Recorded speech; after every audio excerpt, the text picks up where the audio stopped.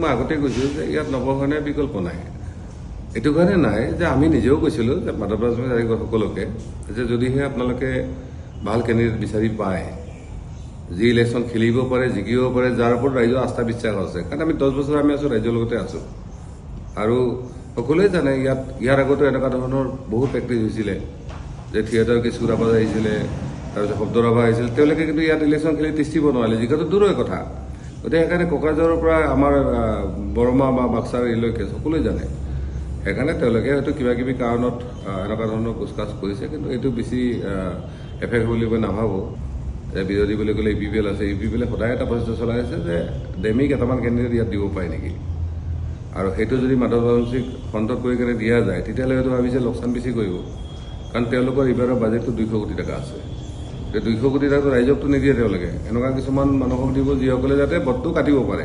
এইটোৱেই কথা যে প্ৰমোদ বৰা ডাঙৰীয়া এজন মেচুড পলিটিচিয়ান।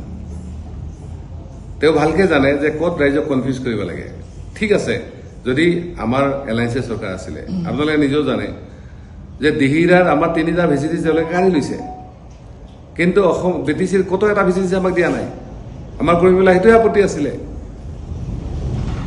তেনেকুৱা ক্ষেত্ৰত তেওঁলোকে কেৱল নিজৰ পলিটিক্সৰ কাৰণে তেওঁলোকে জানে যে আজিৰ দিনত JSP বা অনবৰৰ মানুহখিনি নৱসেনাৰ প্ৰতি এনেও তেওঁলোকৰ সদ্ভাৱ এটা আছে বা এটা হেৰি আছে। আমাৰ এতিয়া যিটো পুৰা প্ৰস্তুতি, কোকৰাঝাৰ সমষ্টিত আমি নিজে আছোঁ, নিজে খেলিম।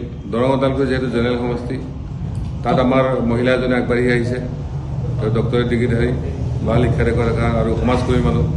আমি হয়তো সুবিধা এনাউন্স কৰিম। আৰু তাৰ লগতে ডিফুৰ প্ৰস্তুতি চলি আছে। নামটো জাষ্ট ঘোষণা কৰিলে আমি কৈ দিম আৰু এতিয়া নকওঁ। ডিফুত মানে আমাৰ কেণ্ডিডেটৰ চৰ্চা হৈ আছে, হয়তো তাত কেণ্ডিডেট হৈ যাব। এইটো মানে মোটামুটি কেণ্ডিডেট ফাইনেল হোৱাৰ ষ্টেজত আছে।